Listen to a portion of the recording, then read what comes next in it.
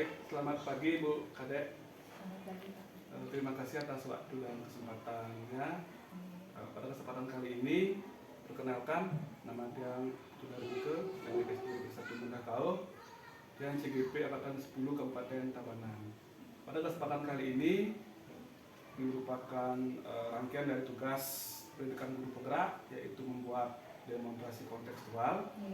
Demonstrasi kontekstual menurut 3.1 ini adalah bagaimana calon guru penggerak menggali informasi terkait pengambilan keputusan rekan sejawat di lingkungan sekolah terdekat.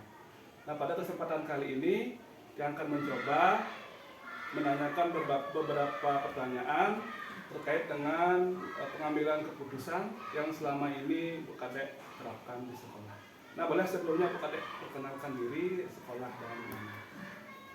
Om Swastiastu, perkenalkan Tiang nama Nimade Ayu Tarini, Tiang sebagai kepala sekolah di SD Negeri 1 Munda, Kecamatan Semadak Barat, Kabupaten Tabanan. Baik, terima kasih Bu Kadek. Nah, dalam proses perjalanan Bu Kadek sebagai kepala sekolah, pasti Bu Kadek sering mengalami situasi pengambilan keputusan yang kadang-kadang berat dalam hati untuk memutuskan sesuatu keputusan tersebut. Nah, bagaimana Bu Kadek mengidentifikasi pengambilan keputusan awal yang Bu Kadek terapkan?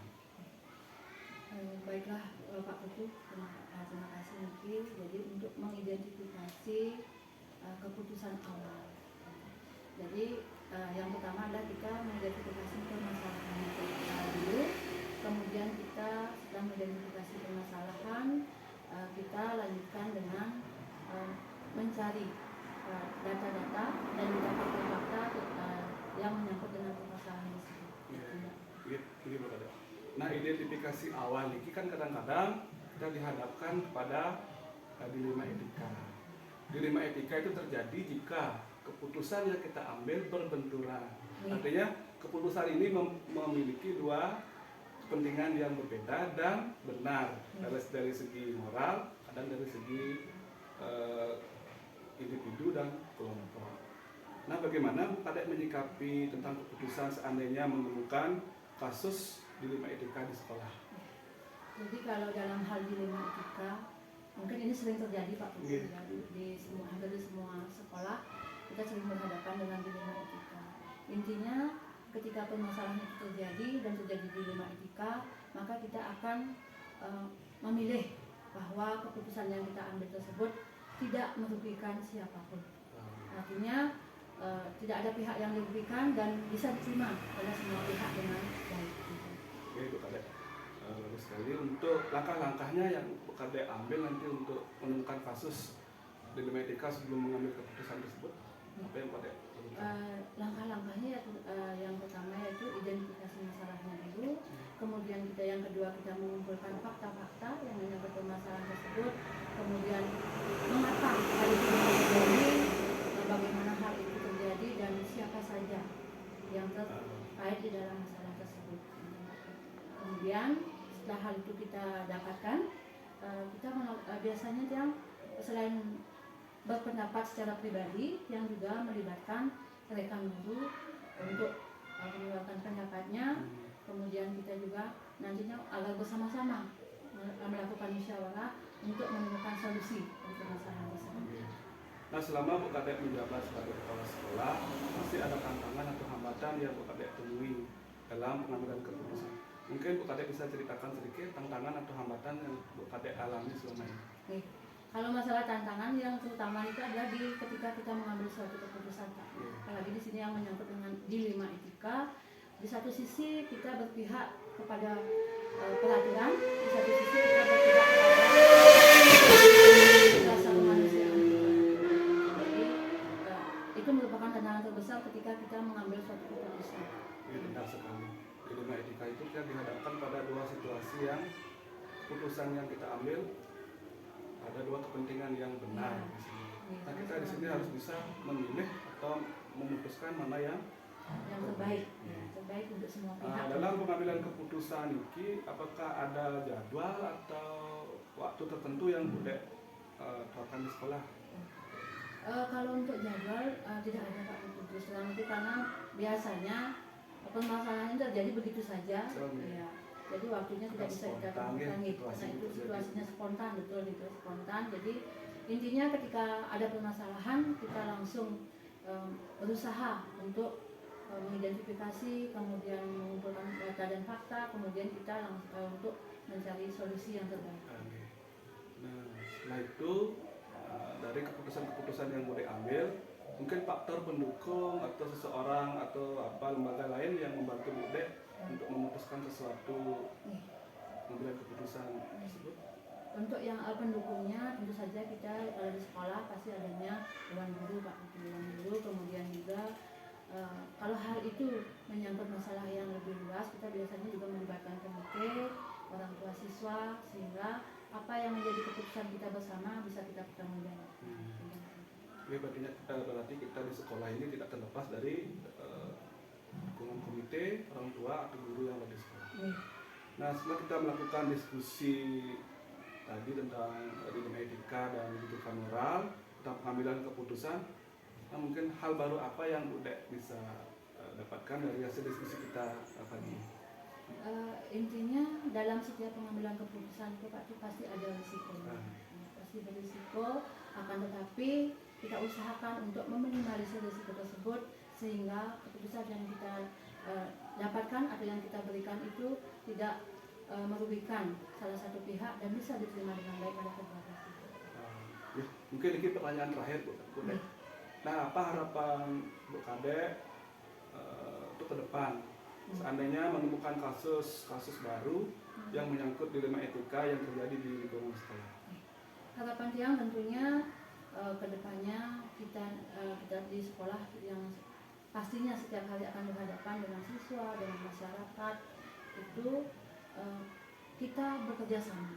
Intinya saling bekerja sama, hal-hal apapun yang terjadi di sekolah kita musyawarahkan sehingga kita menemukan satu tujuan bersama yang bisa nantinya kita pertanggungjawabkan tidak hanya kepada diri kita sendiri, kepada pemerintah dan juga kepada masyarakat, yang terpenting adalah kepada Tuhan Yang Maha Kuasa. Baik, terima kasih Bu Kade. Diskusi kita sangat bermanfaat untuk pagi hari ini.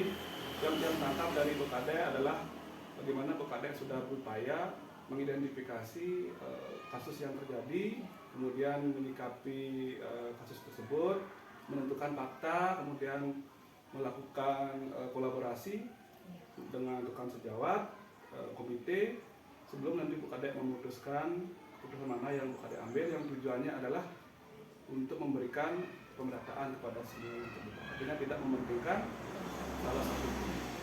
Baik, terima kasih Bu Kade atas kesempatan diskusi pada pagi hari ini, yang berharap apa yang Bu Kade lakukan untuk keputusan-keputusan selanjutnya tetap mempertimbangkan menggunakan langkah-langkah identifikasi yang kita diskusikan hari ini. Nah, mungkin sekian diskusi kita hari ini yang tutup. Terima kasih. Selamat siang Bu Made. Ya, selamat siang Pak. Mohon maaf mengganggu waktu Bu Made. Maksudnya diucapkan salam Om Swastiastu. Om Swastiastu. Ini Bu Made sesuai dengan rencana yang sudah Tiang sampaikan kemarin. Hari ini perkenalkan nama Tiang Ibu dan Mika dari SD 1 Mundah Kau yang merupakan calon guru penggerak angkatan 10 Kabupaten Tabanan. Pada kesempatan kali ini yang akan melakukan wawancara dengan rekan sejawat yang merupakan tindak lanjut dari modul guru penggerak, yaitu modul 3.1, yaitu pengambilan keputusan sebagai seorang pemimpin. Nah, pada kesempatan kali ini yang akan menanyakan sesuatu kepada Bu Kade, karena Bu Kade merupakan salah satu kepala sekolah yang ada di lingkungan sekolah terdekat dari sekolah Tiang. Sejauh mana Bu Kade menyikapi pengambilan keputusan yang Bu Kade lakukan di sekolah. Nah, sebelum lanjut, saya berikan kesempatan Bu Kade untuk memperkenalkan diri, nama, tempat tugas, dan mungkin yang lain perlu disampaikan. Terima kasih Pak Putu. Baik, Om Swastiastu. Kenalkan, nama Tiang Imade yang sebagai kepala sekolah definitif di SD Negeri 1 di Bengkau. Dan alamat sekolah Tiang di Banjar Dinas Delo Ceking, Desa Bengkau. Baik Bu Kadek, sebelum dia bertanya lebih lanjut, sudah berapa tahun Bu Kadek bertugas sebagai kepala sekolah di SD 1 Limbang? Kurang lebih yang bertugas di sini selama 2 tahun. Ya. Selama Bu Kadek bertugas sebagai kepala sekolah, pasti kan Bu Kadek akan selalu mengambil keputusan. Keputusan-keputusan baik itu kepada siswa, rekan guru, maupun keputusan yang menyangkut instansi tempat Bu Kadek bertugas. Nah, pada kesempatan kali ini yang akan menggali pemahaman Bu Kadek tentang bagaimana Bu Kadek memutuskan keputusan yang akan diambil. Nah, langkah pertama yang Bu Kadek mungkin lakukan apa Bu Kadek? Seandainya dalam situasi di instansi Bu Kadek itu ada kasus yang terjadi misalnya kepada siswa, kepada guru, atau kepada instansi yang Bu Kadek pimpin. Baik, terima kasih Pak Putu atas pertanyaannya. Mungkin di sini yang dapat yang sampaikan bahwa tentang pengambilan keputusan tadi, Tiang lihat dulu dari sudut pandang itu moral dan hukum. Ya, apabila sudah melanggar aturan atau hukum, sudah pasti itu benar melawan salah ya. Tapi apabila jika masih bisa dikatakan kasus tersebut benar melawan benar, nah masalah tersebut kita masukkan ke dalam dilema etika seperti itu. Nah, untuk selanjutnya bagaimana Bu Kadek menyikapi seandainya di sekolah Bu Kadek ada kasus yang masuk ke dilema etika yang Bu Kadek sampaikan tadi? Ya. Biasanya yang kami lakukan di sekolah itu dari tahap awal kami mengidentifikasi kasus tersebut terlebih dahulu dengan cara memandang dari berbagai sudut pandang. Kemudian kami menimbang secara matang dulu permasalahan tersebut, kemudian baru memutuskan pengambilan pengambilan keputusan itu diambil secara benar dan dicari solusinya dengan cara menguntungkan banyak orang tanpa ada pihak lain yang dirugikan dalam kasus tersebut. Nah, mungkin yang tadi Bu Kadek sampaikan pasti ada langkah-langkah langkah-langkah pengambilan keputusan. Nah, langkah-langkah yang Bu Kadek sudah terapkan di sekolah seperti apa untuk pengambilan keputusan tadi? Ya, langkah-langkahnya yang sudah biasanya kami lakukan, yang pertama seperti tadi adalah mengidentifikasi kasus terlebih dahulu. Ya, seperti kapan terjadinya kasus tersebut, kemudian di mana terjadinya, dan siapa saja mungkin yang terlibat di dalam kasus tersebut. Nah, kemudian di langkah selanjutnya kami akan memanggil dulu kedua belah pihak atau yang mengalami kasus tersebut, kemudian mencari penyebabnya dan berusaha kemudian menemukan solusi atau pemecahan permasalahannya dengan cara berkolaborasi, yaitu dengan teman guru, baik itu dengan komite ataupun dengan pihak lain yang kami pandang bisa dalam memecahkan kasus-kasus yang ada di sekolah. Nah, dapat yang tangkap yang tadi Bu Kadek sampaikan, seandainya ada kasus-kasus tertentu kan Bu Kadek melakukan identifikasi, menentukan yang terlibat, setelah itu berkolaborasi dengan rekan sejawat sebelum memutuskan keputusan-keputusan apa yang diambil yang tujuannya tadi adalah memberikan keadilan kepada pihak yang bertikai. Nah, dalam pengambilan keputusan selama ini apakah ada tantangan yang Bu Kadek hadapi selama Bu Kadek menjadi kepala sekolah? Tentu saja di dalam pengambilan keputusan itu pasti saja ada tantangannya. Dan kemudian biasanya kalau dalam pengambilan keputusan tersebut Tiang tidak berani sendiri saja langsung memutuskan seperti itu tanpa melibatkan teman-teman juga di sekolah ya. Nah, apabila biasanya ada suatu permasalahan atau kasus yang terjadi di sekolah, kami pasti melakukan dengan cara musyawarah. Tentunya itu adalah musyawarah mufakat yang kami lakukan di sekolah gitu. Yang nantinya dari hasil musyawarah tersebut agar memperoleh hasil yang terbaik, kemudian menguntungkan juga bagi semua orang dan masyarakat. Nah, selanjutnya yang ingin Tiang tanyakan, di sekolah Bu Kadek apakah ada jadwal khusus saat Bu Kadek menyampaikan keputusan atau memang sifatnya langsung spontan atau bagaimana? Kalau jadwal khusus dari penyelesaian kasus-kasus tersebut memang tidak ada jadwal khususnya ya. Seperti yang telah berlalu, jika ada suatu permasalahan atau kasus itu diselesaikan, kalau bisa sih segera diselesaikan agar tidak nanti kasusnya berlarut-larut seperti itu. Artinya segera dicarikan solusi agar tidak melebar keluar. Nah selanjutnya dalam pengambilan keputusan ini pasti Bu Kadek tidak sendiri ya. Terus bisa Bu Kadek ceritakan faktor pendukung atau yang memberikan dorongan pengambilan keputusan ini biar bertanggung jawab atau memberikan keadilan. Nah, faktor-faktor pendukung ya tentunya ada juga. Yang pertama itu kan faktor internal, biasanya yang internal dari diri kita sendiri dalam pengambilan keputusan. Itu juga pengalaman dari pengalaman, kemudian dari membaca buku mungkin itu yang dapat kita ambil keputusan dari faktor internalnya. Kalau dari faktor eksternal tentu saja kalau di sekolah sudah tentu dengan rekan-rekan guru, kemudian maupun dengan staf yang lain yang ada di sekolah. Begitu juga dengan komite sekolah yang ada, yang selalu kita ajak kerjasama, maupun dengan pihak lain yang bisa kita ajak komunikasi untuk menyelesaikan masalah itu. Berarti dukungan itu dari internal pertama, bagaimana kita seorang pemimpin menyikapi permasalahan ini. Dan yang kedua, bagaimana kita mengkomunikasikan dengan rekan sejawat, mempertimbangkan banyak hal sehingga keputusan yang kita ambil ini memberikan keadilan. Nah, sudah banyak yang kita yang dapat penyampaian dari Bu Kadek diskusi hari ini. Mungkin Bu Kadek mendapatkan hal baru apa dari diskusi yang sudah kita lakukan pada siang hari ini? Nah, manfaat atau yang saya dapatkan tentunya dalam diskusi ini adalah tentunya yang tadi itu tentang pengambilan keputusan ya. Nah, jadi di dalam pengambilan keputusan itu kita harus tentunya tadi melibatkan banyak orang ya, yaitu dari diri kita sendiri, kemudian dari faktor luar juga, rekan-rekan guru bersama dengan komite.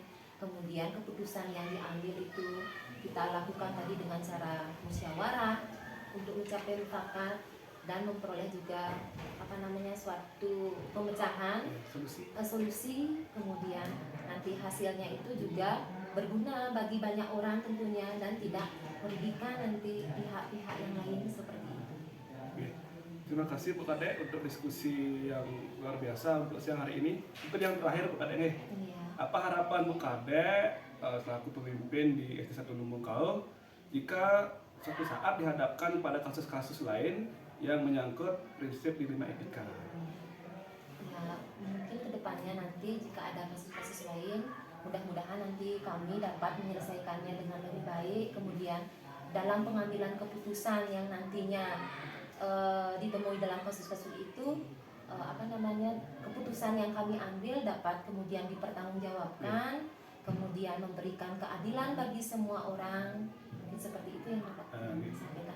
Dapat yang tangkap dari diskusi hari ini, Bu Kadek sudah melakukan upaya-upaya mengidentifikasi pertama, kemudian menentukan fakta-fakta terkait dengan situasi yang ada, kemudian berkolaborasi sebelum memutuskan keputusan yang diambil. Nah, tujuannya tetap keputusan yang kita akan ambil ini tujuannya adalah bisa kita pertanggungjawabkan dan memberikan keadilan kepada pihak-pihak yang terlibat.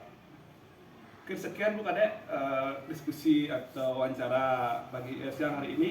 Yang mengucapkan terima kasih karena Bu Kadek sudah meluangkan waktu berdiskusi bersama membahas tentang bagaimana pemimpin itu mengambil keputusan-keputusan yang menyangkut dilema etika atau rujukan moral.